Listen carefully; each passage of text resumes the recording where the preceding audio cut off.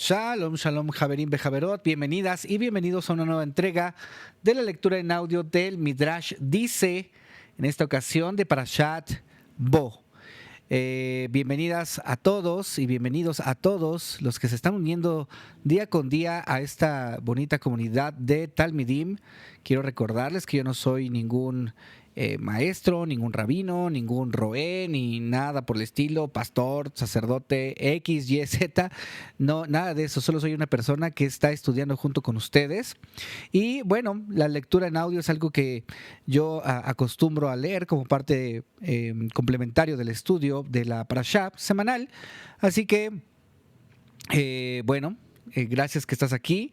Te invito a que tú te suscribas, le des like, actives la campanita de las notificaciones y compartas para que esto nos siga ayudando a poder seguir creando más contenido que vale la pena, ¿no? La verdad, a veces perdemos muchísimo tiempo viendo otras cosas, scrolleando en otras cosas, en tantas redes sociales, y uno se da cuenta que después de un tiempo que aprendió nada. Entonces queremos hacer contenido de valor, contenido espiritual, contenido que ayude a tu estudio de Torah, a tu estudio bíblico, que te ayude personalmente, espiritualmente, claro. Es muy importante, ese es el motivo principal de todos estos videos. Antes de continuar, quiero mandarle saludos a toda la gente que nos ha escrito, a todos los Talmidim, a todos Javerim y Javerot, que nos han escrito. Mirna López 8493 nos escribe Poderosa Enseñanza en el comentario de Bayelech. Francisco Estrada, saludos. Celular de Jogo, Shalom, muy rica enseñanza, dice, saludos desde Brasil. Saludos, querida, recuerdo, Cristian, sí, Cristian se llama. Elizabeth Solís, Shalom, toda Rabá, dice en el comentario de Baerá. Jaime Espinosa Fuentes, Shabbat Shalom, nos saluda hace ya algunos días, cuando fue Shabbat, también para el comentario de Bairá. Abodá 5 nos dice, ¿cómo conseguir el Midrash?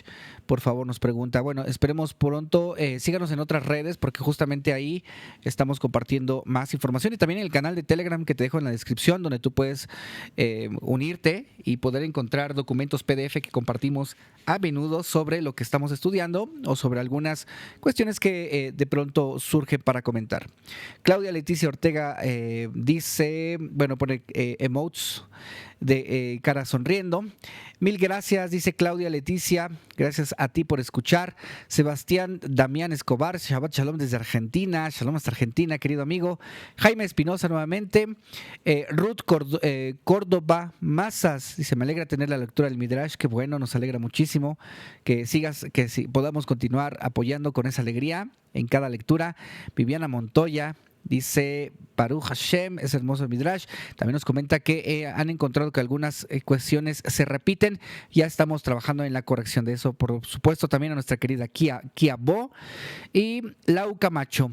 Bueno, sin mayor preámbulo, querida familia, vamos a comenzar con la lectura del Midrash. Saludos a todos ustedes.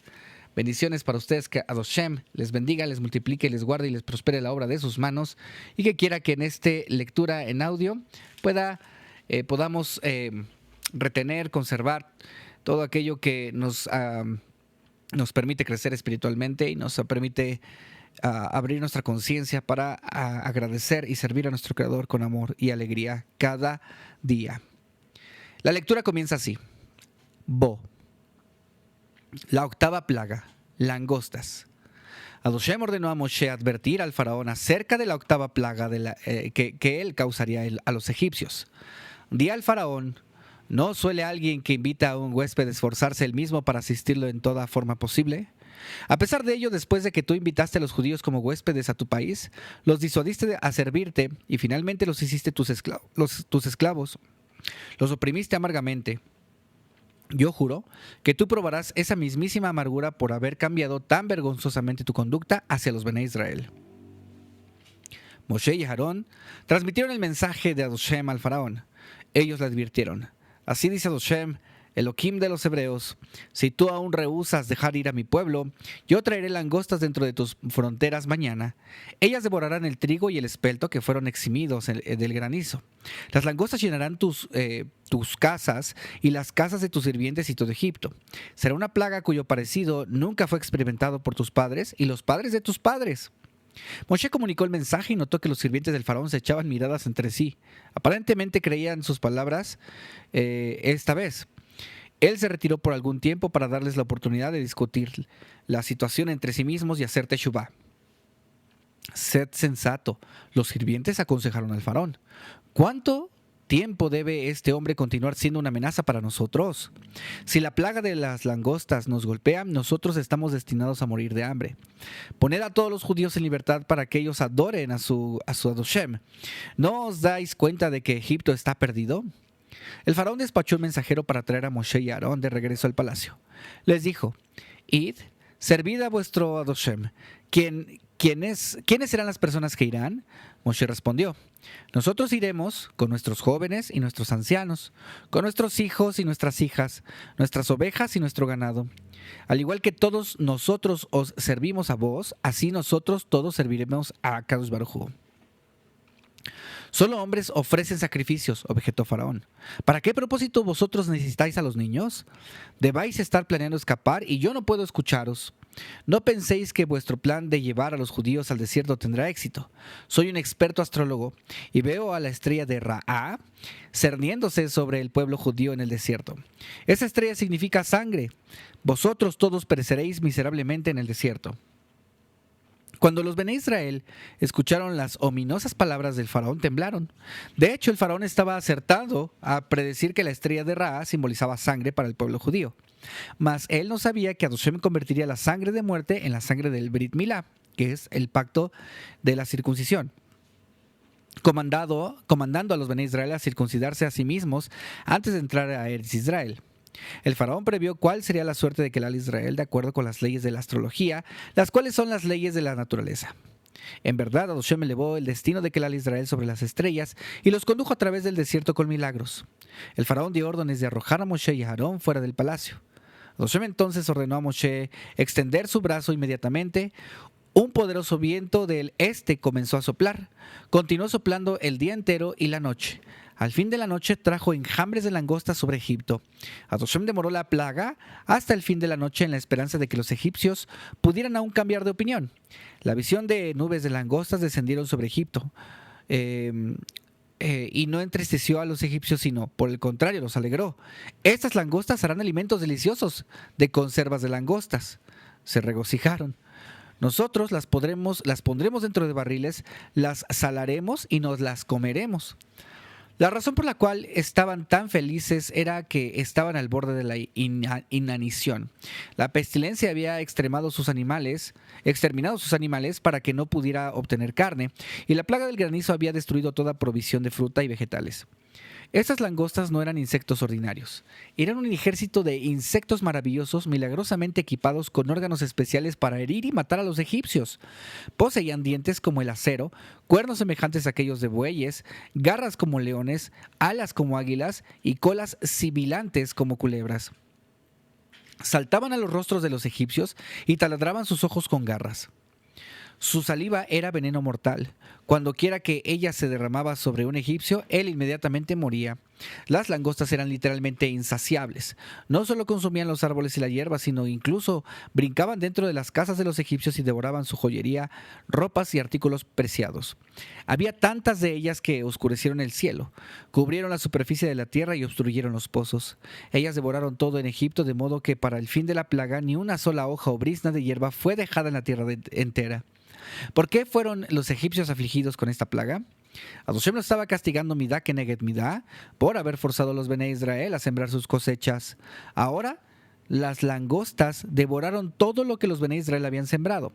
Además, luego de la plaga del granizo, los egipcios creyeron que ellos se beneficiarían de las frutas que cayeron al suelo cuando las piedras de granizo destrozaron los árboles. Adoshem, por consiguiente, envió a las langostas a consumir cualquier cosa comestible que había sido arrojada al suelo por el granizo. El faraón apresuradamente convocó a Moshe y a Aarón confesando: Yo pequé contra Adoshem, vuestro Elohim, y contra vosotros. Perdonadme a mí solo esta única vez, e implorad a Adoshem que él me alivie de las langostas que nos causan a nosotros muerte por inanición. Cuando Moshe oró, Adoshem trajo un fuerte viento del oeste. Con una sola ráfaga, él se llevó todas las langostas y las arrojó en el Yam Suf. Aún aquellas langostas que los egipcios habían logrado reunir y conservar en barriles, desaparecieron junto con las otras. Pero una vez que la plaga acabó, Adoshem permitió que que el corazón de Faraón se endureciera y se rehusó dejar ir a los Benei Israel.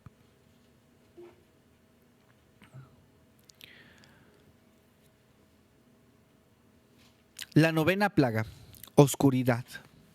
Adoshem ordenó a Moshe: extiende tu mano hacia el cielo y trae oscuridad sobre la tierra de Egipto, una oscuridad tan densa que ella pueda ser sentida. Cuando Moshe extendió su mano, oscuridad envolvió la tierra de Egipto, permaneciendo por 6 días consecutivos. Esta plaga duró solo 6 días y no 7 como las anteriores, puesto que el séptimo día de oscuridad fue reservado para cuando los egipcios persiguieran a los Bnei Israel en el Yam Suf, y Adoshem causaría la oscuridad sobre ellos. En los primeros 3 días los egipcios pudieron moverse alrededor libremente en la oscuridad. Sin embargo, sin importar cuántas velas o antorchas se encendieran, la oscuridad prevalecía y no podían ver nada. Durante estos días, los Reshaim entre los judíos murieron. Ellos eran aquellos quienes no creían en la redención y aquellos quienes adquirieron riquezas o mantenían altas posiciones en Egipto y no querían partir. Dijo Adoshem: si yo los destruyo en público, los egipcios se mofarán. Los judíos son atacados por plagas al igual que nosotros lo somos. Adoshem, por consiguiente, llevó a los primeros 3 días de oscuridad para que los Bnei Israel pudieran sepultar a los muertos sin ser observados por sus enemigos. En el cuarto día, la oscuridad se condensó dentro de una masa compacta. Tan pronto como esto sucedió, los egipcios ya no pudieron moverse. Quien estaba parado debía permanecer en aquella posición por los próximos 3 días, incapaz de sentarse, y quien estaba sentado ya no podía levantarse. Mientras los egipcios estaban así inmóviles en la densa oscuridad, ellos oían abrirse las puertas de sus casas y pisadas aproximándose. Había sonidos de cajones de gabinetes y puertas siendo abiertas, mas ellos eran incapaces de levantarse y averiguar quiénes eran los intrusos y expulsarlos. De hecho, estos secretos visitantes eran los Bnei Israel. Ellos habían sido informados por Moshe que al partir de Egipto debían solicitar de sus vecinos oro y plata. Por lo tanto, fueron ahora a asegurarse qué ítems preciosos los egipcios poseían para poder pedirles más tarde. Dadme el artículo que tú guardas en este o en otro cajón. Ni un solo judío, sin embargo, tomó a un ítem más pequeño que no fuera suyo durante el periodo de oscuridad. Los Bnei Israel pudieron ver incluso en medio de la oscuridad, puesto que cada judío era acompañado por un estallido de luz donde quiera que él iba. Extraño como ello pueda parecer, los egipcios tuvieron una clara visión a pesar de la oscuridad. Ellos percibieron que lo que sucedía en la tierra de Goshen. Observaron imágenes de los Bnei Israel proyectadas como si con una cámara, sentados alrededor de mesas, comiendo, bebiendo y regocijándose. Aquella visión los llenó de una profunda infelicidad. ¿Por qué fueron los egipcios sumergidos dentro de la oscuridad mientras que los Bnei Israel disfrutaron de luz? Los egipcios estaban siendo castigados midá keneged midá por una de sus diversiones sadistas. Un egipcio solía ordenar a un judío: sostén esta vela encendida sobre tu cabeza mientras yo ceno, pero ten la derecha. Un movimiento y tu cabeza será separada con esta piedra. Y el pobre tembloroso judío debía permanecer de pie inmóvil con una vela sobre su cabeza mientras el egipcio disfrutaba su comida. Ahora Adoshem revirtió los roles, haciendo que los egipcios permanecieran inmóviles y morosos mientras los Bnei Israel disfrutaban ellos mismos. La oscuridad por añadidura era simbólica del hecho de que los egipcios habían escogido una vida de oscuridad espiritual, mientras los Bnei Israel habían aceptado sobre sí mismos la Torá de Adoshem y mitzvot, las cuales son comparadas a la luz. Ellos, por consiguiente, merecían verdadera luz. El faraón emplazó a Moshe y a Aarón y clamó: Id, servid a Adoshem, podéis llevar a vuestros niños pequeños con vosotros también, pero dejad vuestros animales atrás como seguridad de que retornaréis, más bien. Lo que quería Faraón, es un paréntesis, es como que algo se quedara en garantía para saber que los Bnei Israel iban a volver. Pero, ahora sí continuó: no, respondió Moshe, llevaremos todos nuestros animales con nosotros también, incluyendo aquellos que son propiedad conjunta de un judío y un egipcio. Más aún, vos no daréis a nosotros de vuestros propios animales. Va de nuevo. Más aún, vos nos daréis a nosotros de vuestros propios animales, porque no sabemos todavía cuántos sacrificios Adoshem requerirá de nosotros para su servicio. El faraón comprendió con esta réplica que Moshe obedecía solo a Adoshem y no entendía sus declaraciones, a pesar de que el faraón alegaba ser amo del universo. Él gritó coléricamente: desapareced de aquí y guardaos de presentaros ante mí nuevamente, porque en el día que retornéis a ver mi rostro, vos moriréis. Bien dicho, respondió Moshe. Yo verdaderamente no retornaré aquí para veros. Adoshem me dijo que yo nunca más vendré a verte, mas en cambio, tú vendrás a verme. Ahora el Midrash nos va a hablar acerca de la advertencia acerca de la 10ª plaga. Ya que Moshe había anunciado al faraón que nunca regresaría nuevamente a él, Adoshem se presentó a Moshe antes de que él abandonara el palacio del faraón y le dio instrucciones de advertir al faraón acerca de la última plaga.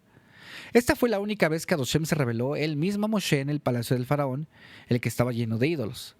Ello sucedió solo en honor de Moshe, a fin de que cumpliera su promesa, de que no retornaría a ver al faraón nuevamente.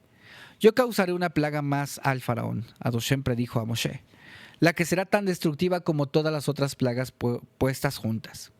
Después de esta plaga, él no solo los autorizará a ustedes a partir, sino que realmente os echará de su país.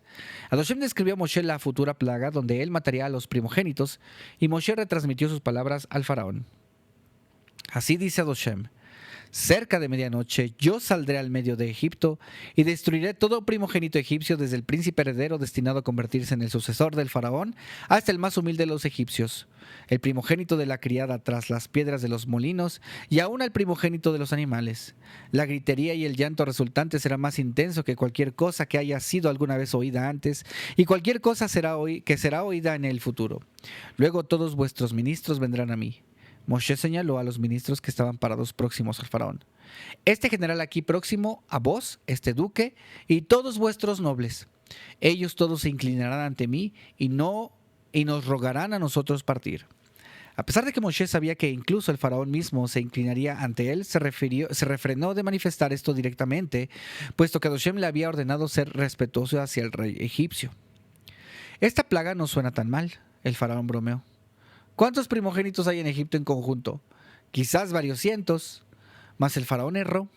Él no se dio cuenta de que las mujeres egipcias, quienes estaban sumergidas en la inmoralidad, tenían un número de primogénitos engendrados por hombres diferentes, y cada hombre poseía varios hijos primogénitos de diferentes mujeres.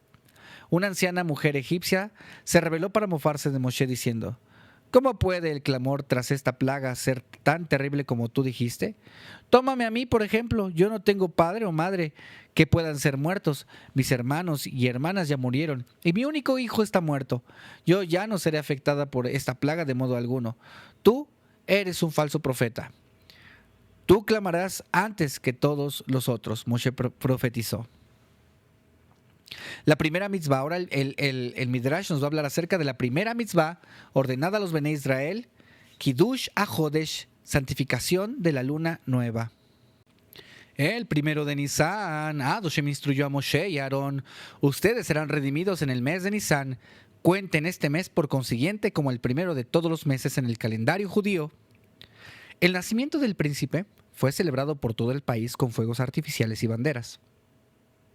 El feliz día fue designado un feriado nacional anual. Después que el príncipe creció, él viajó a países extranjeros y un día fue tomado cautivo por un enemigo. Fue mantenido prisionero por muchos años, pero finalmente fue liberado. El día de su retorno fue un evento feliz, no solo para sus padres, sino para la población entera, que compartió el júbilo del rey.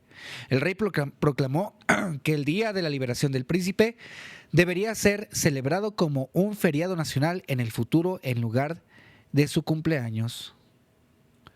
Similarmente, la Torá cuenta a Nisan como el primer mes, preferentemente a Tishrei, aun cuando el cumpleaños del mundo era en Tishrei. Sin embargo, un nuevo periodo en la historia comenzó con la redención de Egipto, y desde entonces Nisan mereció convertirse en el primero de los meses.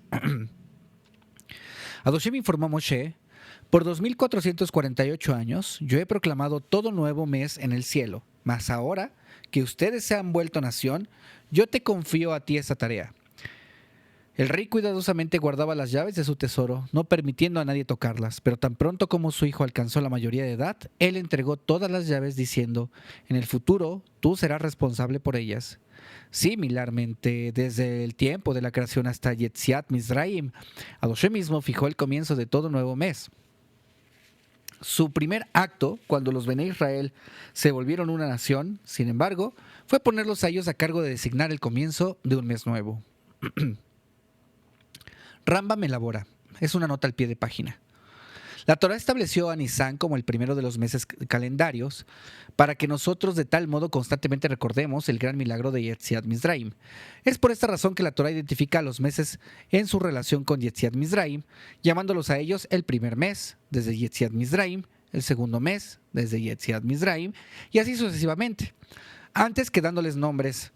Similarmente, nosotros nombramos a los días de la semana el primero de Shabbat, el segundo de Shabbat, etcétera, a fin de que constantemente recordemos el Shabbat.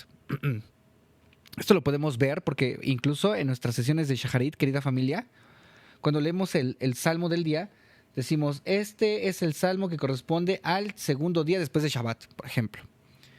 Y así. Entonces, los invitamos a las transmisiones de Shaharit y también a que le den like, se suscriban, activen la campanita, las notificaciones y comenten y compartan en nuestros videos, que son sus videos.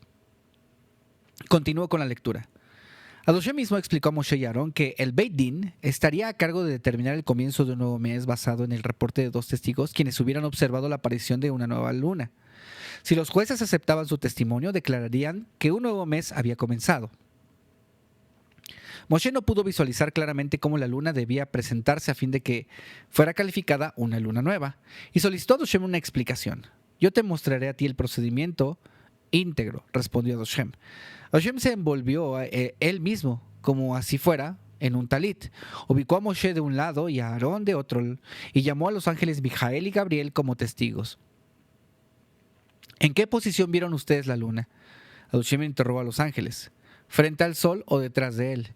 ¿Al norte o al sur de él? ¿Cuán alta estaba ella? De esta manera, Adoshem enseñó a Moshe y a Aarón el Beit Din debería interrogar a los testigos a fin de proclamar un nuevo mes. Tan pronto como el Beit Din terrestre haya tomado su decisión, declarando, por ejemplo, hoy es Rosh Hashanah, yo obraré de acuerdo con su decisión. Yo constituiré mi tribunal celestial para juzgar al mundo en aquel día.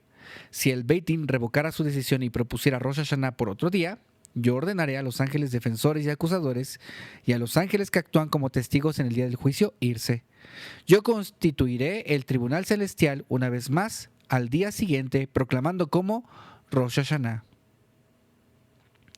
¿Cómo examinaba el Beit Din a los testigos que reportaban que habían visto una luna nueva? Todos los testigos tenían que acercarse a un patio especial en Jerusalén, donde buenas comidas eran constantemente servidas para que el público quisiera ofrecerse para servir como testigo. Cuando eran examinados los testigos, ¿cómo eran examinados los testigos? Primero, el más distinguido de los testigos era llamado aparte por los jueces. Ellos le dirigían un gran número de detalles, de detalladas preguntas, tales como ¿en qué posición viste la luna nueva? Y así sucesivamente. El segundo testigo era luego examinado separadamente. Si sus afirmaciones coincidían, un nuevo mes era proclamado. Si más de 2 testigos se presentaban a testificar acerca de la luna nueva, los testigos adicionales eran interrogados algunas preguntas generales, a pesar de que no más de 2 testigos eran requeridos, para no desalentarlos de presentarse ante el Beit Din otra vez. Al principio, el Beit Din solía aceptar el testimonio de cualquier judío, pero cuando los Baitusim, que era una secta de estudiantes de Sadok y Baitus, quienes negaban la tradición oral, intentaron engañar al Beit Din. Solo un judío que era fiel a las enseñanzas de los sabios era admitido como testigo. Los planes de los Beitusim fueron llevados a la atención de los sabios de la siguiente forma. Los Beitusim contratarían 2 falsos testigos, uno de su secta y uno que no era de su secta. Una vez sucedido que el Beitusí había dado su testimonio y el segundo falso testigo fue hecho entrar a interrogado, ¿en qué posición viste la luna? El hombre respondió burlonamente, yo ascendí la cuesta de Malei Adumim y vi la luna entre 2 rocas en la forma de un becerro, con orejas parecidas a aquellas de un cordero, estas como aquellas de un ciervo, y una cola en la espalda. Y si ustedes no me creen a mí, encontraréis 200 sus bajo mi colchón, que me fueron entregados con el propósito de contarles todo esto. ¿Por qué acordaste ser empleado como falso testigo? El juez le preguntó. Yo oí que los Baitusim tenían la intención de engañar al Beit Din. Por consiguiente, consentí a su proposición a fin de revelar su complot a ustedes, porque si no, ellos podían haber empleado a peores testigos para venir y engañarlos. El Beit Din le dijo, el dinero que los Bautisim te dieron es tuyo como un regalo, y aquellos que os contrataron serán azotados. El Beit Din tiene el poder para confiscar dinero y declararlo Hefker. Los jueces pudieron por consiguiente transferir el dinero a este hombre por revelar los planes de los Baitusim. Los Beitusim o Baitusim estaban interesados en manipular el día de Rosh Hodesh porque querían que el primer día de Pesach cayera en Shabbat para que el día de la ofrenda del Omer fuera domingo. Ellos negaban la tradición oral de que el Omer debe ser sacrificado en el día después de Pesach, que es el 16 de Nisan, mas interpretaban el pasuk de Vayikra 23:15 literalmente para significar que el Omer debía ser ofrendado en el día después de Shabbat. ¿Sí se entendió? Ok. Si no, te invito a que le regreses. Ahora vamos a hablar del siguiente tema. El Midrash nos va a contar ahora de que Adoshem ordena ofrendar un sacrificio de Pesaj y observar Pesaj en todas las generaciones. En aquel tiempo, en aquel primero de Nisan, Adoshem dio a Moshe y a Aarón mitzvot adicionales. Di a los Bene Israel hoy, Adoshem comandó que el 10 de Nisan el jefe de cada familia tomará un cordero. Este debe ser macho sin defectos y en su primer año. Él lo atará en su poste de la cama por 4 días para examinarlo y determinar que él no tiene defecto y es apto para Corbán. En la tarde del 14 de Nisan, un representante de la familia deberá sacrificar el cordero para Corbán Pesaj. Soberano del universo, objetó Moshe, ¿cómo puedo yo ordenar a los Bene Israel sacrificar corderos los cuales son idolatrados por los egipcios? Adoshem respondió, yo juro que ellos no abandonarán esta tierra a menos que primero sacrifiquen los dioses de Egipto, demostrando la impotencia de las deidades de las naciones. Ofrendando como sacrificio a los dioses de Egipto, los cuales los Bene Israel solían adorar, ellos hallarían expiación por sus pecados de idolatría en Egipto. Además, viendo a los ídolos de Egipto atados a los postes de sus camas y bailando desamparadamente mientras que los egipcios eran impotentes para tomar acción en su contra, reforzaría su emuná en Adoshem. Adoshem dio a Moshe y a Aarón instrucciones detalladas acerca de la mitzvah del Corbán Pesaj, ordenando: después de sacrificar el cordero, ustedes deberán dejar que su sangre fluya dentro de una jofaina, sumergir un atado de hierbas de hisopo dentro de ella y colocar un poco de la sangre sobre las jambas de las puertas y los dinteles de la casa en la cual el Corbán Pesaj será comido. ¿Por qué Hashem ordenó que ellos sumergieran el hisopo dentro de la sangre? El hisopo es el más inferior de las hierbas. Hashem estaba señalando a los Bene Israel: a pesar de que los egipcios os consideran bajos como el hisopo, en mis ojos ustedes son preciados. ¿Por qué la sangre debía ser colocada sobre los dinteles y las jambas de las puertas? El dintel, el que está más alto de las jambas de las puertas, representaba a Abraham, y las dos jambas de las puertas a Isaac y Jacob, demostrando que los Bene Israel serían salvados de la plaga que destruyó a los primogénitos en el mérito de los ancestros, ya que sus propios méritos eran insuficientes. Nuestros ancestros son representados por las jambas de las puertas para implicar que al igual que la jamba nunca es separada de la puerta, así nuestros ancestros nunca se movieron de Adoshem. Adoshem comandó: la carne del cordero será comida en la noche del 15 de Nisan. Deberá ser asada íntegra sobre un fuego y consumida junto con matzot y maror, hierbas amargas. Toda ella deberá ser comida antes del amanecer, y si alguna parte del sacrificio es dejada sin terminar, deberá ser quemada en la mañana del segundo día, significando el día después de Yom Tov. Ustedes la comerán deprisa luego de completar su comida, preparados para la acción, sus zapatos en sus pies y sus bastones a mano, todo preparado para una partida inmediata de Egipto. Todos los alimentos consumidos en la noche de Pesaj son rememorativos de nuestros antepasados. El cordero es asado sobre un fuego recordando a Abraham, quien fue salvado de la caldera ardiente.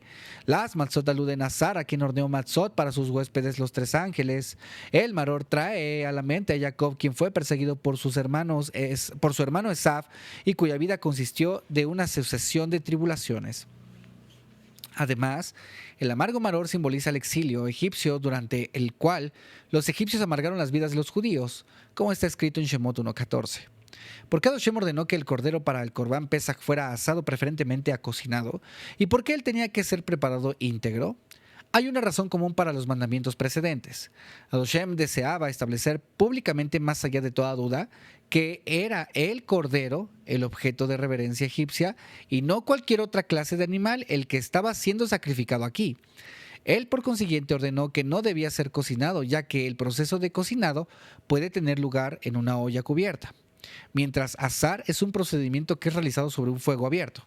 Por añadidura, un alimento que es asado íntegro emite un olor mucho más fuerte que un plato cocinado. Fue asado íntegro para hacer evidente a todo observador que era un cordero. Más aún, el cordero fue asado en un fuego símbolo de la ley de la Torá, la cual decreta que los ídolos deben ser quemados. El cordero debía ser consumido solo después de una comida saciante y no ser devorado hambrientamente a fin de expresar desprecio por el ídolo egipcio. Adoshem explicó a Moshe y a Aarón que el nombre de este sacrificio iba a ser Corban Pesach, significando que Adoshem saltaría sobre, es decir, Pesach significa pasar sobre las casas de los Bene Israel al ver la sangre sobre sus jambas y dinteles de las puertas, y él eximiría a sus primogénitos de ser destruidos cuando los primogénitos egipcios murieran. El rey envió al siguiente mensaje a sus hijos: mañana la Corte Suprema sostendrá una sesión para impartir castigo capital a todos los traidores de la corona. Yo sé que ustedes habéis tenido también relaciones con aquellos traidores. Por consiguiente, les aconsejo a ustedes presentarse durante la sesión de la Corte mañana y obsequiarme un regalo. El jurado comprenderá entonces claramente que ustedes son defensores de la corona y no osarán incluirlos a ustedes en la sentencia de los criminales. Similarmente, Adoshem ordenó a los Bene Israel ofrendar un Corban Pesach y colocar su sangre sobre las jambas y dinteles de las puertas en el momento cuando los egipcios estuvieran siendo castigados. Adoshem no necesitaba esta señal para distinguir entre las casas de los egipcios y aquellas de los judíos. Más bien, la sangre sirvió como una exhibición pública de parte de los Bene Israel para mostrar que aquellos repudiaban públicamente la idolatría egipcia y pertenecían a los seguidores de Adoshem. Haciendo esto, así demostraban que eran dignos de ser salvados. En adición a las leyes del Corban Pesach, Adoshem ordenó que el 15 de Nisan sea observado anualmente en toda generación como el Yom Tov de Pesach. Los Bene Israel tendrán que quitar todo hametz, masa leudada, de sus lugares de residencia el 14 de Nisan y mantener sus casas libres de hametz por 7 días consecutivos. Ellos fueron ordenados consumir el Corban Pesach cada año junto con matzot y maror en la noche del 15 de Nisan, en eterna memoria de su liberación de Egipto. Ahora el Midrash nos va a hablar acerca de los Bene Israel se circuncidan ellos mismos y ofrendan el Corban Pesach. Moshe narró a los Bene Israel los mandamientos divinos relativos al Corban Pesach. Él concluyó anunciando: cuando entren en Eretz Israel y sus niños los interroguen a ustedes acerca del significado del cordero ofrendado el 14 de Nisan, digan: es un sacrificio de Pesach Hadoshem que pasó sobre nuestras casas en Egipto y nos liberó a nosotros.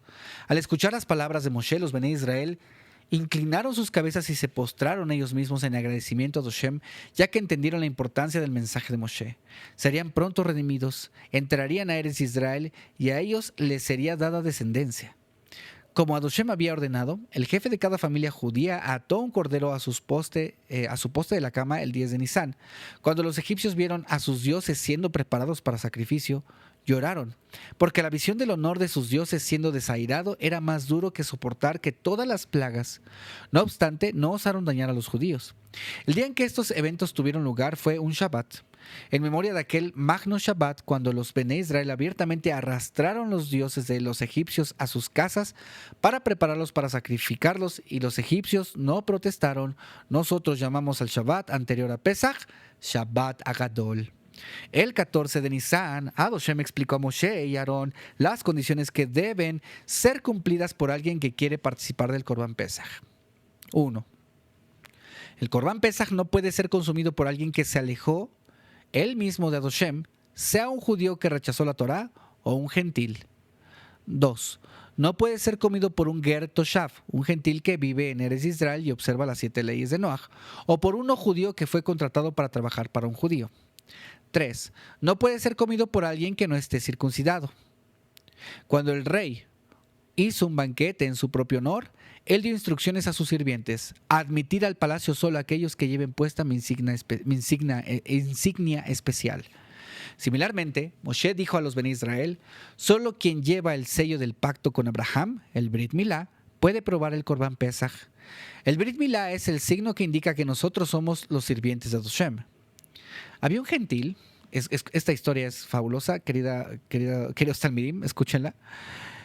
Había un gentil quien solía viajar a Jerusalén y participar del Corban Pesach, fingiendo que él era un judío. Una vez este gentil llegó a la ciudad de Netzibín, en Babel, y se ufanó ante Rabbi Yehudá ben Beterá.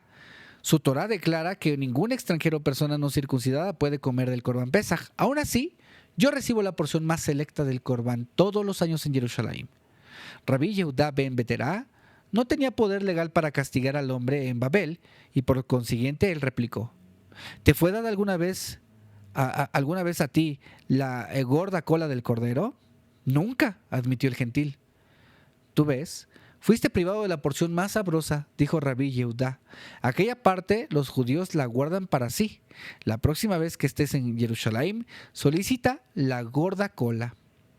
Cuando el gentil viajó a Jerusalén el siguiente Pesaj y, como de costumbre, le fue entregada una porción del Corban Pesaj, él exclamó: yo no quiero esta porción, quiero la cola. Imposible, respondió el que estaba a cargo de distribuir la carne.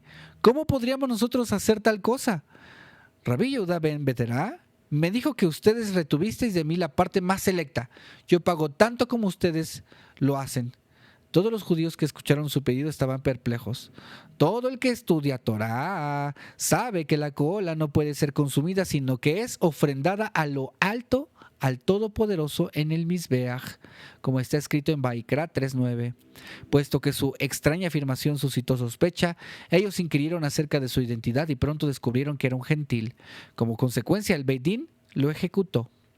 Así el culpable fue penado a través del ingenioso plan de Rabí Yehudá ben Beterá. El Beit Din le envió un mensaje diciendo: paz sobre vos, Rabí Yehudá ben Beterá, quien mora en Netzibim, y cuya red se extiende fuera hasta Jerusalén. El emperador romano Antonio preguntó a su amigo Rabí Yehudá Anasí: ¿recibiré yo una porción del Leviatán en el mundo por venir? Su pregunta quería decir: ¿recibirán los rectos de entre las naciones una porción en el Olam Abba? Rabí Yehudá Anasí respondió afirmativamente. ¿Cómo es esto posible?, Antonio le cuestionó. Yo sé que no estoy autorizado a participar de vuestro anual Corban Pesaj. Si esto es así, ¿por qué seré permitido a participar de la carne del Leviatán, la que ciertamente es más sagrada? Respecto del Corban Pesaj, no puedo hacer nada por ti, replicó Rabí Yehudá Anasí. Aún el más grande sadik no puede participar de él mientras no esté circuncidado, porque la Torá consigna explícitamente que solo alguien con Brit Milá puede tener parte en él. Cuando Antonio así se volvió consciente de la grandeza de la Mizvá de Milá, se circuncidó él mismo y se volvió un ger. Él estará en la cabeza de todos los gerei tzedek, quienes serán recompensados en el futuro. Adoshem ordenó a Moshe y a Aarón que previo a sacrificar el Corban Pesaj, una compañera requerida de unirse con la intención de comerlo juntos. Ningún forastero sería autorizado a unirse al grupo una vez que el cordero hubiera sido sacrificado. No se permitirá romper ni un hueso del Corban Pesaj. Después de consumir el Corban, los Bené Israel debían arrojar los huesos intactos dentro de las plazas del mercado a la vista total de todos los egipcios. Cuando Moshe ordenó a los Bené Israel circuncidarse a sí mismos a fin de poder participar del Corban Pesaj, muchos vacilaron. Adoshem por consiguiente ordenó a Moshe asar su propio Corban Pesaj inmediatamente. El Todopoderoso luego emplazó a los sirvientes del Gan Edén a asirse a aquel Corban, haciendo que su aroma se disipase por todo Egipto. Su dulce aroma era tan irresistible que los Bené Israel corrieron a Moshe rogándole: por favor, déjanos comer de tu Corban Pesaj. Mas Adoshem comandó a Moshe y a Aarón permitir solo a personas circuncidadas participar de él. Todo Bené Israel, sin excepción, inmediatamente consintieron en el Brit Milá. Ellos fueron circuncidados por Moshe y Yehoshua. Un vasto número de egipcios, conocidos como Erev Rav, quienes deseaban unirse a los Bené Israel, también realizaron Brit Milá y se volvieron Geirim a fin de participar del Corban Pesaj. Ahora, los Bené Israel poseían dos misbot en cuyo mérito ellos eran dignos de la redención: la sangre del Corban Pesaj y la sangre de sus Brit Milá, ambas de las cuales atestiguaban su lealtad a Adoshem. A medianoche del 15 de Nisan, Adoshem pasó sobre las casas judías. Él besó a cada uno de los Bené Israel como así fuera, bendiciéndolo a él por haber ofrendado el Corban Pesaj y realizando el Brit Milá. La frase que los Bené Israel fueron besados por el Todopoderoso denota que por medio del Brit Milá ellos alcanzaron un nivel más alto de Kedushá y proximidad a la Shejiná, a la divinidad. Ahora el Midrash, queridos Javerim Bejaverot, nos va a hablar acerca de la 10ª y última plaga: muerte del primogénito. Cuando los primogénitos egipcios escucharon la advertencia de Moshe sobre una plaga en la cual ellos todos perecerían, imploraron a sus padres: por favor, liberad a los judíos. En el pasado todo lo que Moshe predijo acaeció y nosotros no deseamos morir. Los padres egipcios se rehusaron a escucharlos, contestando: cada hombre posee 10 hijos. Es mejor que cada familia sacrifique uno de sus hijos antes que dejar a los judíos salir libres. Viendo que sus padres eran despiadados, los hijos primogénitos decidieron exhortar al faraón. Razonaron: el faraón ciertamente considerará porque él mismo es un primogénito. Ellos suplicaron al faraón: concédele la libertad a los judíos. ¿Por qué deberíamos todos nosotros ser aniquilados y tú también? Expulsad a estos hombres del palacio. El faraón coléricamente dio instrucciones a sus sirvientes: nosotros todos debemos estar preparados para sacrificar nuestras vidas para impedir a los judíos partir. Los primogénitos retornaron a sus hogares, mas antes de medianoche hicieron estragos en la tierra, desenvainando sus espadas y, en ira ciega, matando a sus padres y a quien quiera cruzara sus sendas. Ellos tomaron todo tipo de precauciones en la esperanza de ser salvados de la plaga. Algunos fueron escondidos por sus padres en los templos de la idolatría, que pensaron eran seguros.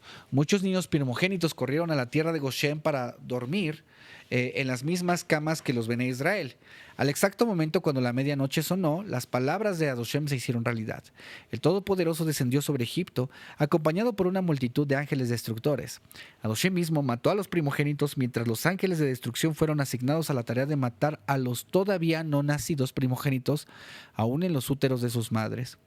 Todos los niños primogénitos murieron, tanto varones como mujeres, desde los nobles hijos del faraón hasta el esclavizado primogénito de los prisioneros egipcios, quienes habían afirmado maliciosamente: nosotros preferiríamos permanecer en prisión por el resto de nuestras vidas que ver a los judíos salir libres. Adoshem también mató a los primogénitos de todos los animales porque los egipcios los adoraban. Los primogénitos egipcios, quienes se escondían en los templos de idolatría, fueron destruidos junto con sus dioses, todos los cuales se desintegraron. Los ídolos de madera se pudrieron, los ídolos de piedra se disolvieron y las imágenes de oro y plata se fundieron. Ni un solo ídolo permaneció intacto excepto el ídolo de Baal Zephón, el que continuó existiendo a fin de conceder a los egipcios la elección de atribuirle a él supremacía. En familias en las cuales no había niños primogénitos, el mayor de la casa fue muerto. En hogares donde los primogénitos habían fallecido antes de la plaga, los perros arrastraron sus cadáveres fuera de las sepulturas, los masticaron y también demolieron las estatuas erigidas en su honor. La mujer anciana que había ridiculizado a la profecía de Moshe fue la primera en ser atacada. Ella poseía una estatua de su hijo primogénito varón, la cual apreciaba más que su vida. Los perros la arrancaron y la mordieron y la demolieron, y ella fue muerta de pesar. Todos los egipcios fueron más afectados al ver sus estatuas destruidas que por la real muerte de sus primogénitos. Además, la vista de sus ídolos desplomándose y desintegrándose frente a sus ojos evocó en ellos la más grande pena. El palacio del faraón era la escena del desastre. Casi todos sus hijos estaban muertos, y así estaban los hijos de sus sirvientes. El faraón, loco de ira, asió una espada y ejecutó a todos los consejeros y nobles quienes le habían aconsejado a él desobedecer a Moshe. Esta fue la tercera masacre de Reshaim en aquella terrible noche de castigo. 1. Los primogénitos habían matado a sus padres y a quien quiera que se encontraban. 2. Adoshem destruyó a los primogénitos a la medianoche. Y 3. El faraón mató a todos sus nobles y asesores. Siguiendo a la plaga, una turba de egipcios tomó por asalto el palacio con la intención de asesinar al rey en revancha, y él tuvo que esconderse. Mas el faraón escapó porque Adoshem lo mantuvo con vida para que pudiera dar testimonio de todos sus milagros. ¿Por qué la plaga de la muerte del primogénito tuvo lugar en la noche en vez del día? Adoshem estaba así castigando a los egipcios midá keneged midá por haber revertido el orden natural de las cosas.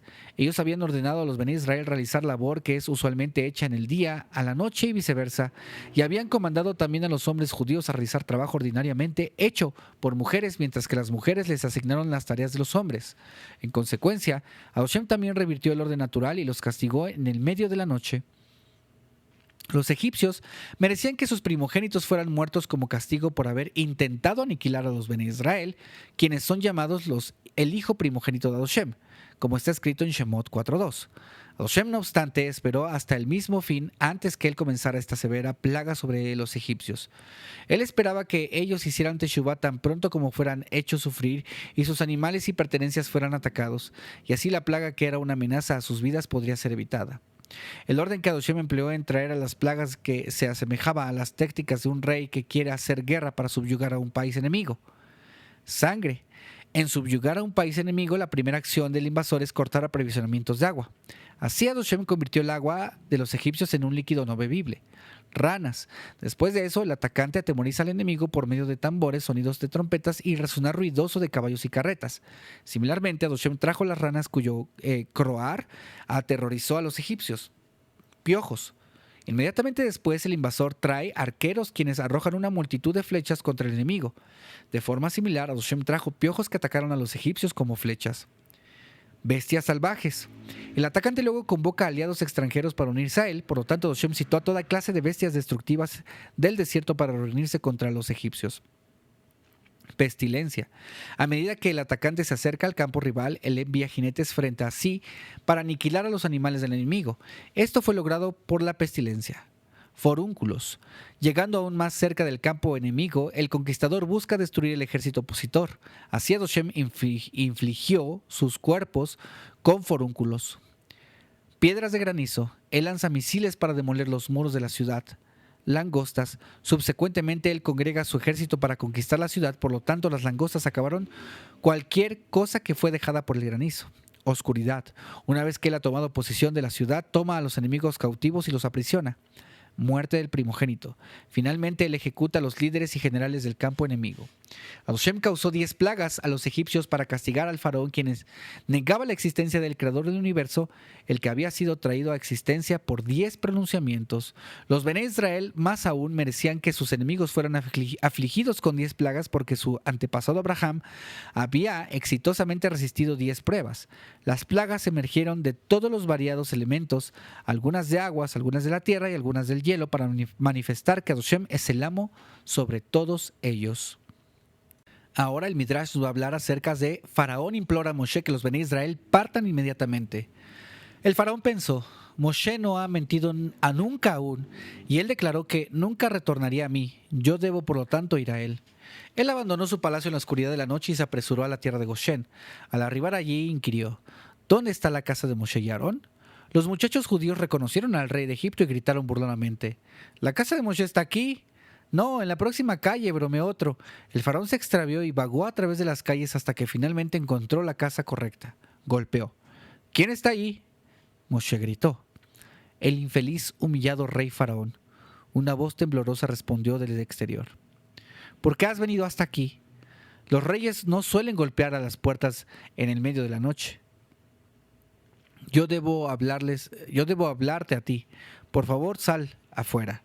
Moshe y Aarón, como todos los judíos, estaban comiendo el Corbán Pesaj y diciendo Halel a Hashem, o sea, alabanzas. Yo no puedo salir al exterior, respondió Moshe, porque Hashem nos prohibió a nosotros abandonar nuestras casas hasta la mañana. Moshe, mi querido amigo, solo escúchame a mí a través de la ventana, rogó el faraón. Moshe se apoyó fuera de la ventana y el faraón se posternó ante él, implorándole. Yo te ruego a ti, partan del país inmediatamente y lleven a todos contigo. Hashem nos ordenó a nosotros permanecer en nuestras casas hasta la mañana, repitió Moshe. ¿Somos nosotros ladrones que se escabulle durante la noche? Yo prefiero que tú te partas inmediatamente. Te daré a ti tantos de mis animales y sirvientes como deseas. El faraón persistió. ¿Por qué la súbita prisa?, preguntó Moshe. Yo mismo soy un primogénito, admitió el faraón, y temo que aún moriré si tú permaneces aquí más tiempo. No temas, Hashem os sostendrá a ti para que puedas ser testigo de más castigos. Batia, la hija del faraón, había venido junto con su padre para hallar a Moshe. Ella reprochó a Moshe, ¿es esta tu gratitud por haber sido criado por mí? ¿Por qué has causado tanta pena a la casa de mi padre? ¿Alguna de las plagas te dañó? Moshe le preguntó a ella. No, Batia admitió. Ni una de ellas me ha afligido. Puesto que eres una hija primogénita, deberías también haber muerto en la plaga de la muerte del primogénito, dijo Moshe. Pero fuiste salvada a causa de mi tefilá. ¿Pero cómo puedo yo soportar ver sufrir a la familia de mi padre?, ella preguntó. Ellos están siendo castigados por no obedecer a Hashem, fue la réplica de Moshe. El faraón interrogó, ¿qué puedo hacer para acabar con esta plaga? Muy simple, Moshe replicó. grita tan ruidosamente como tú puedas que los Bene Israel son libres. El faraón elevó su voz y anunció: escúchenme a mí, pueblo judío, ustedes son libres de partir. Hasta ahora fuiste sirvientes del faraón, de ahora en adelante ustedes lo son de Adoshem. Un milagro sucedió y la voz del faraón fue magnificada para que el mensaje de libertad resonara por todo Egipto. Mas el faraón aún no estaba satisfecho. Él caminó de casa en casa, diciéndole a cada judío individualmente: adiós, partid en paz. Ahora el Midrash nos va a hablar acerca de Yetziat Mizraim, que se traduciría o se entendería como la salida de Mizraim. Ahora sí, el éxodo. Todos conocemos el libro de Shemot como Éxodo, pero no debería llamarse así. Se llama Shemot, que se traduciría como nombres, ¿no? Porque estos son los nombres. Pero ahora sí, vamos a hablar de Yetziat Mizraim, que se podría traducir como el Éxodo. Era la mañana del 15 de Nisan de 2448. La tierra de Egipto estaba atestada de los muertos y de los expirantes. No todos los primogénitos habían muerto inmediatamente. Adoshem distribuyó juicio individual a cada primogénito. Algunos perecieron inmediatamente, otros perecieron retorciéndose en agonía hasta la mañana, y todavía otros sufrieron de la plaga por 3 días y solo entonces expiaron. No había una sola casa egipcia en la cual no hubiera 5 o 10 difuntos, porque además del primogénito, Adoshem destruyó a aquellos depravados egipcios que se opusieron a la redención de los Bene Israel. No obstante, los egipcios no permanecieron con sus muertos. En lugar de ello, todos ellos se apresuraron a Goshen con animales y carretas, implorando a los Bene Israel: partid, porque pensaron: nosotros todos moriremos pronto. Antes de su partida, los Bene Israel solicitaron a sus vecinos egipcios oro, plata y vestimentas, porque recordaron bien la orden de Moshe. Moshe les había informado a ellos que Hashem les había dicho a él: por favor, di al pueblo que cada uno debe pedir a su vecino egipcio oro, plata y vasijas. Así la promesa que yo le consagré a tu antepasado Abraham de que saldrían fuera de Egipto con grandes riquezas será cumplida. ¿Por qué Hashem formuló su mandamiento a Moshe como una súplica diciendo a Moshe: por favor, di al pueblo? La respuesta puede ser comprendida con la ayuda de la siguiente parábola. Un hombre pasó muchos años de su vida bajo condiciones terribles en un campamento de trabajo siberiano. Finalmente le fue dicho: mañana tú serás liberado, también recibirás una fortuna al partir. ¿Ustedes pensaron que yo quiero dinero? El hombre replicó: déjenme solo experimentar el momento cuando sea realmente liberado de este lugar y me daré prisa y partiré felizmente sin siquiera un centavo. Por eso Adoshem temía que los Bene Israel, una vez concedido su libertad, tendrían prisa de oír e ignorarían el precepto de solicitar de los egipcios dinero. Él, por consiguiente, lo precedió con una súplica especial de que su mandamiento fuera observado. Al principio los egipcios intentaron negar que poseían cualquier objeto de valor. Sin embargo, los Bene Israel les describieron la ubicación exacta, forma y cantidad de estas posesiones, ya que habían buscado por todas partes de las casas de los egipcios a fondo durante los días de oscuridad.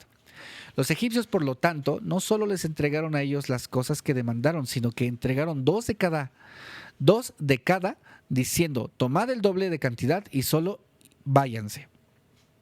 Los Bene Israel vaciaron a Egipto de su riqueza. Ellos estaban legalmente habilitados a todo el dinero que recibieron a causa de la propiedad que dejaban detrás de sí, tanto como por los 210 años de labor esclava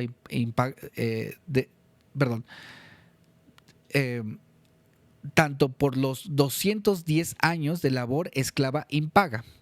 Era parte del castigo de los egipcios el que fueran forzados a regalar sus fortunas a los Bene Israel. Al cocinero principal del palacio real le fue entregada una considerable suma de dinero con la que comprar un pescado para la comida del rey. Él retornó con un maloliente pescado en el cual había empleado la suma entera de dinero. Cuando el rey escuchó acerca de esto, dijo: tú serás castigado por tu negligencia. Escoge entre comer este pescado, pagar por él, o ser azotado con 100 azotes. Permitidme a mí comer el pescado, replicó el cocinero. Comenzó a masticarlo, pero fue tan repulsado por su mal olor que no pudo continuar. Yo preferiría recibir la paliza, dijo. Los soldados del rey lo tomaron y comenzaron a azotarlo. Cuando él sintió el látigo henderse sobre su cuerpo, gritó de dolor: ¡parad! Prefiero pagar. Así él pagó el valor total del pescado después de haber probado de él y haber sentido el látigo también. Similarmente, el faraón y los egipcios pagaron caramente por sus crímenes contra los Bené Israel. Primero las plagas fueron infligidas sobre sus cuerpos y luego, por añadidura, tuvieron que reembolsar a los judíos con oro y plata. Todo individuo judío que abandonó Egipto llevó consigo 90 burros cargados con oro, plata y perlas. Mientras los Bené Israel se ocuparon de ellos mismos con la mitzvah de llevarse las riquezas de Egipto, Moshe estaba comprometido en una mitzvah diferente. Él estaba preparando el ataúd de Yosef para llevarlo para ser enterrado en Eretz Israel, como los hijos de Yosef habían prometido hacer. Moshe se esforzó él mismo por 3 días tratando de localizar el ataúd de Yosef, pero su búsqueda fue infructuosa. Finalmente, él encontró a Serach Batasher, una mujer anciana quien recordaba los eventos en el tiempo en el que la muerte de Yosef. Ella condujo a Moshe a un cierto paraje junto al Nilo y señalando al río le reveló a él: los magos del faraón colocaron el cadáver de Yosef en un ataúd de metal y lo hundieron en el Nilo. La razón por la cual los magos del faraón habían enterrado a Yosef en el Nilo era su deseo de detener a los judíos para siempre. Ellos dijeron al faraón: los judíos han prometido a Yosef enterrarlo en Eretz Israel. Si su ataúd fuera ocultado y ellos no pudieran recuperarlo, no podrían nunca partir. Más aún, los astrólogos creían que las aguas del Nilo serían bendecidas por la presencia de los restos de Yosef. Moshe, parado junto al Nilo, a la orilla del Nilo, llamó: Yosef, Yosef, ha llegado el tiempo para que Adoshem cumpla su juramento de redimir a los de Israel. Ya ha llegado el tiempo de cumplir nuestro juramento para contigo. Si tú te presentas, nosotros llevaremos tu ataúd, mas si no, estamos absueltos de nuestro juramento. Moshe lanzó una placa de metal dentro del río sobre la cual el nombre divino había sido grabado. Inmediatamente el ataúd se puso a flote. La habilidad de Moshe para hacer ascender un ataúd de metal a la superficie del río Nilón debería asombrarnos si nosotros consideramos no debería asombrarnos si nosotros consideramos que esta hazaña fue llevada a cabo incluso por una persona inferior a Moshe, por el profeta Elisha, generaciones más tarde.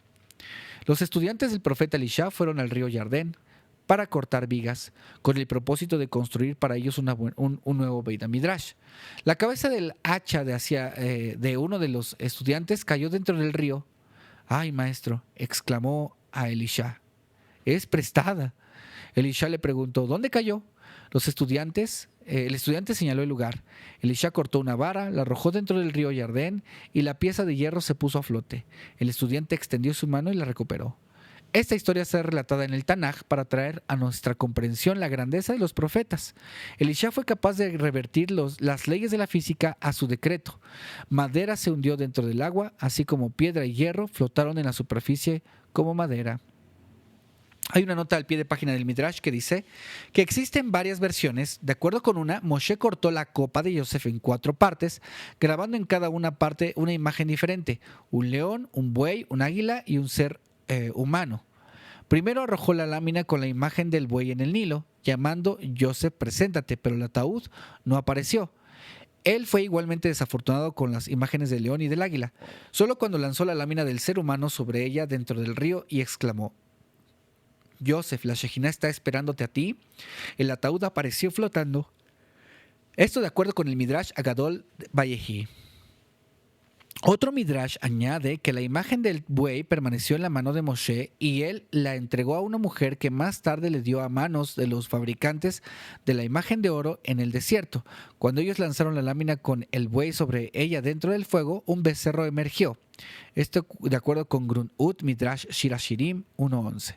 Es seguro que estos Midrashim no deben ser interpretados superficialmente, sino son de un profundo significado espiritual.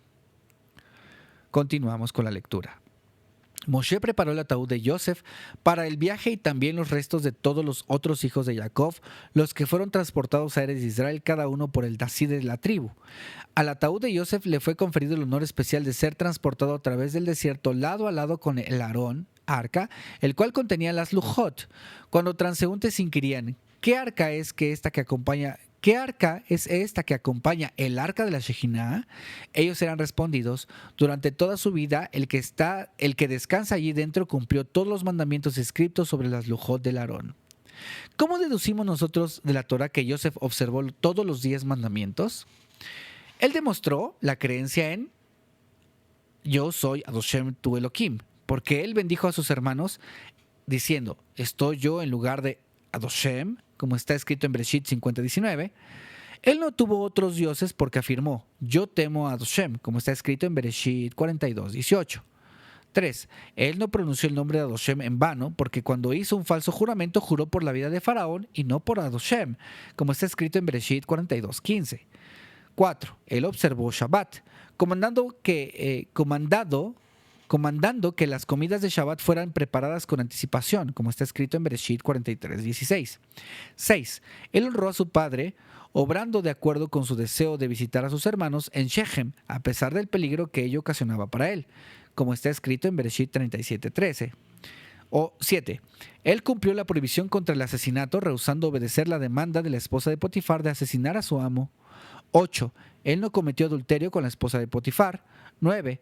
Él era cauto de hurto, no robando ningún dinero de la fortuna que recolectaba durante los años de hambruna, sino lealmente entregándola al faraón.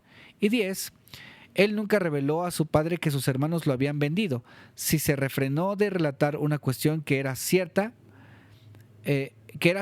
porque consideraba su descubrimiento incorrecto, ciertamente no mentiría transgrediendo la prohibición de dar falso testimonio.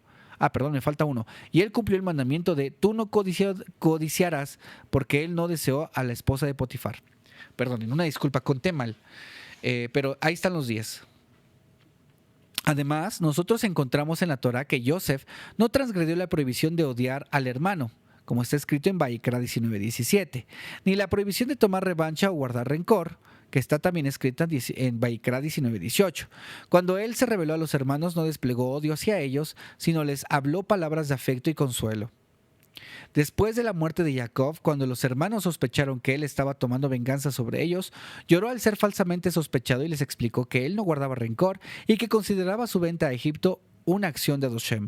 También cumplió la misvá de sostener a los empobrecidos hermanos, sustentando a su familia en Egipto.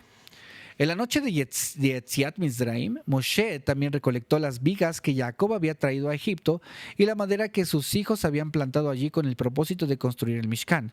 El número de hombres judíos entre 20 y 60 años de edad que partieron de Egipto en pleno día en este 15 de Nisan eran de 600,000 menos uno.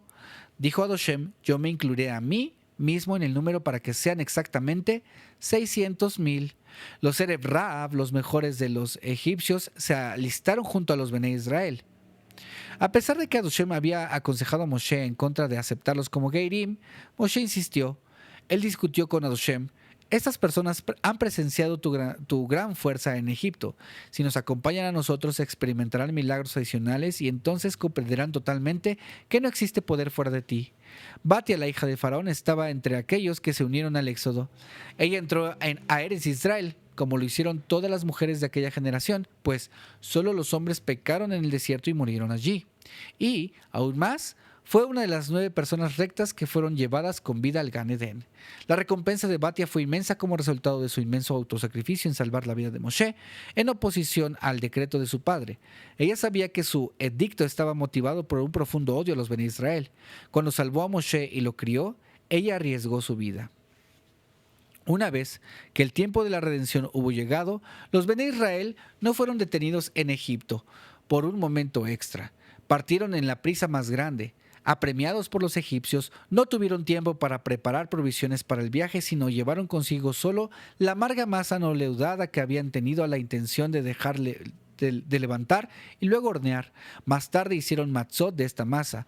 Un milagro ocurrió en donde aquellas matzot proveyeron alimentación suficiente por 30 días hasta que el man comenzó a caer el 16 de Iyar. Ellos envolvieron los restos de su comida de Pesaj, de Matzá y Maror, y los colocaron sobre sus hombros porque apreciaban la mitzvah de Adoshem, tanto que no permitirían a sus burros llevar los sobrantes. A pesar de que Bené Israel no sabía cómo ellos iban a sobrevivir en el desierto, todos ellos, hombres, mujeres y niños, siguieron a Moshe con la más grande emuná que Adoshem proveería para ellos. Adoshem en su bondad causó que el éxodo ocurriera en Nisan, un mes en el cual el tiempo es benigno y placentero y no en una estación lluviosa o fría. Los Bené Israel alcanzaron su primer destino, la ciudad de Ramsés, en el espacio de un muy corto tiempo. De allí fueron milagrosamente transportados a la ciudad de Sucot, como si en alas de águilas. Luego ellos fueron viajando hasta Eitam, la cual linda en el desierto. Ahora el Midrash nos va a hablar sobre el significado de Yetziat Mizraim, el éxodo de Egipto, para nuestra generación. Toda generación tiene sus descreídos, ateos, escépticos y burlones quienes niegan la providencia de un Adoshem omnisciente e intentan persuadirnos a nosotros que no existe ni recompensa ni castigo. El Todopoderoso podría fácilmente refutar sus alegatos realizando milagros los cuales demostrarían su existencia y poder. Mas debería Adoshem causar un cataclismo del cosmos entremetiéndose en las leyes de la naturaleza para los tontos y filósofos de cada generación que dudan de su existencia. En lugar de ello, Adoshem escogió demostrar su providencia y poderío de una vez y por todas enviando las plagas sobre Egipto y redimiendo a nuestros ancestros. Los eventos que tuvieron lugar antes y durante Yetziat Mizraim prueban lo siguiente. 1. Adoshem se comunica con grandes hombres y los elige a ellos como sus profetas, como puede ser visto del hecho de que Adoshem habló a Moshe y le informó de las plagas venideras. 2. Él castiga a los Reshaim, a los malvados, como es evidente del castigo de los egipcios. Y 3. Él guía asuntos del mundo como está claro de la redención de los esclavizados judíos. Todos los eventos precitados fueron presenciados por nuestro pueblo íntegro. Ellos no fueron registrados en la Torá y transmitidos por palabra de boca... Ellos no solo fueron registrados en la Torá y transmitidos por palabra de boca de una generación a la siguiente, sino por añadidura. Adoshem nos comandó a nosotros cumplir un gran número de mitzvot para asegurar que Yetziat Mizraim y sus milagros permanezcan por siempre frescos en nuestras mentes. Para este propósito, Él ordenó a nosotros mencionar Yetziat Mizraim al leer el Shema, como está escrito en Devarim 16.3.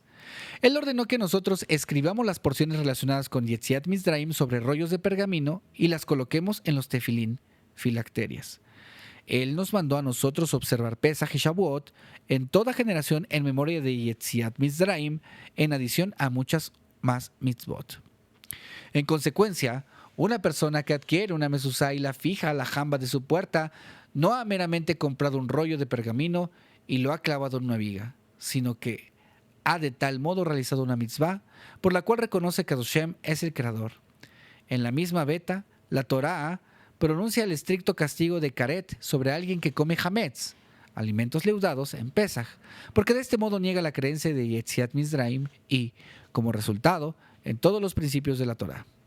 Quien niega Yetziat Mizraim de tal modo niega a Adoshem, su Torá. Quien reconoce Yetziat Mizraim admite la verdad de Adoshem y su Torá.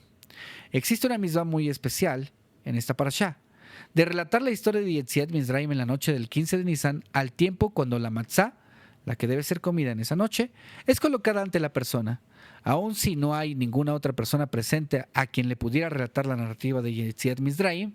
Él se debe recitar la historia del Éxodo a sí mismo. Adoshem ordenó a Moshe: todo primogénito varón es sagrado para Adoshem. Con esto, el Midrash nos va a hablar acerca de la mitzvah de santificar a todo primogénito humano, varón, y también a aquellos de los animales. El primogénito pertenece al Cohen, a menos de que sus padres lo rediman entregando al Cohen 5 selaim. Los detalles de esta mitzvah son explicados en la Parashat Korach, en Bamidbar 18.6. Santificar el primogénito nos recuerda a nosotros que Adoshem salvó a los primogénitos judíos en Egipto. El primogénito de un animal domesticado es también sagrado y debe ser entregado a un Cohen. Entre los animales tamé, impuros, solo el primogénito del burro tiene una condición especial. Él debe ser redimido con un cordero, o el valor de este burro el que es luego entregado al Cohen. Si el primogénito de un burro no fue redimido, su cuello debe ser quebrado y ningún beneficio puede ser derivado de él. ¿Por qué el burro fue escogido de todos los animales impuros? 1. Los primogénitos de los egipcios son comparados a burros, como está escrito en Yehezkel 23:20. Así esta mitzvah nos recordará a nosotros para siempre la plaga de la muerte de los primogénitos. Y 2. Una ley especial fue dada relativa a los burros porque ellos ayudaron a los Bené Israel a abandonar Egipto transportando sus cargas de oro y plata. Antes de terminar, te quiero invitar a que le des like actives la campanita de las notificaciones, te suscribas, compartas y comentes qué es lo que te ha gustado de la lectura de este Midrash de Parashat Bo. Gracias por haber llegado hasta aquí, Javerín Bejaverot. Les invito a continuar escuchando nuestro contenido.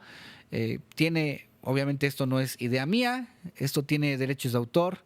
Akadosh Baruj Hu nos permite leer, estudiar esto y muchas cosas más. Por favor, recuerden que el Midrash no es un sustituto del estudio de la Torah, sino un complemento. Los invito a que sigamos esforzándonos con bendición, sigamos esforzándonos. Saludos a todos, queridas amigas y amigos. Se les aprecia y se les respeta. Ha sido todo un gusto haber estudiado con ustedes. Yo soy Alex Hernández, Alex Atalmid, un estudiante, y nos vemos en la próxima entrega. Shalom, shalom, shalom, shalom.